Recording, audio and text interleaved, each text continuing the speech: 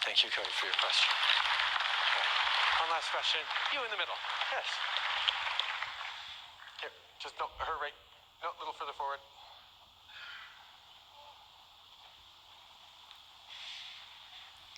Assalamu alaikum and good evening, Mr. Prime Minister. Alaikum salam.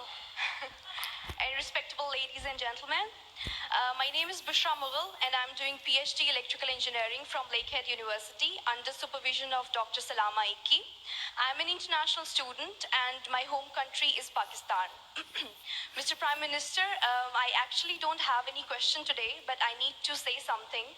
And I would like to thank you very much for your truly kind words, support and gesture of love and acceptance and respect towards all the Muslims around the world after New Zealand massacre.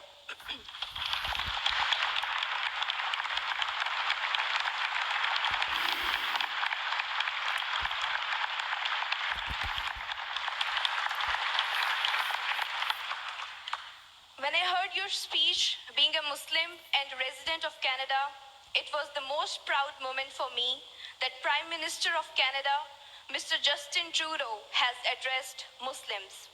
Undoubtedly, your words matter. They affect and they impact. Mr. Prime Minister, I thank you very much, and I must say in the end that because of the way you have addressed Muslim community in your speech, undoubtedly I feel more secure among all the countries in Canada right now. So.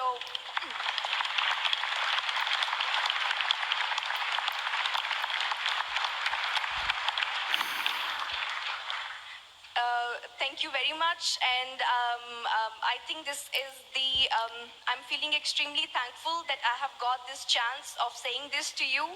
And I think I would have never said this otherwise. I would have never thanked you like this, in this way.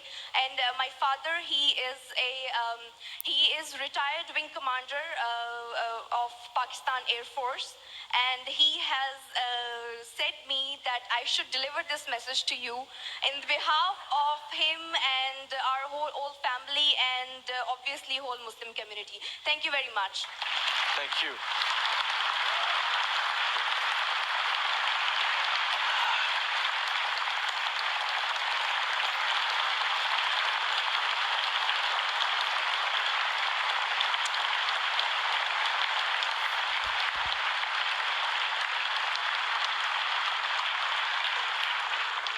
You know, we live in a world that is kind of scary sometimes, where we see terrible, horrific, hate-filled tragedies and attacks and terror attacks happening around the world. We had one here in Canada 2 years ago where 6 men were gunned down in a mosque just outside of Quebec City just because they were Muslims.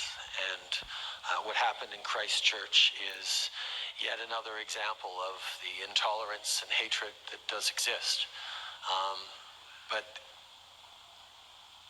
at the same time, we know that those actions that we see and we reel at do not represent who we are, not just as Canadians, but as human beings. I think as we meet people around the world, around the country, as you talk to people, you realize that people are fundamentally good and want the best for themselves and their neighbors and their communities. At the same time, we are in a time of transformation, of stress, of globalization, of economies changing, of people uncertain about their future, of tensions because of climate, because of resource depletion, because of economic gaps and knowledge and spread of information and misinformation and tools of hatred that are used on the internet in ways that we hadn't seen before, that can make a lot of people feel unsafe. But to see, whether it's a terrible house fire that killed 7 kids seven immigrant kids in Halifax a few months ago, or a terrible terrorist attack, or whatever tragedies hit different communities, to see the communities come together and be there for each other and learn to lean on each other and to support each other We are reminded that for every hateful tweet we see or every comment board that we shouldn't have looked at on the internet, Canadians and people all around the world want to live in a better, peaceful, more respectful, more open world. And every chance we get, we step up and prove that, and prove that those who want to bring out what is most vile amongst us will always fail, because we are always ready to step up and show what is very best among us with our actions and with our reaches out. So that's just what we have the opportunity to do in Canada, and what we can be doing more around the world. Merci. A question from this section.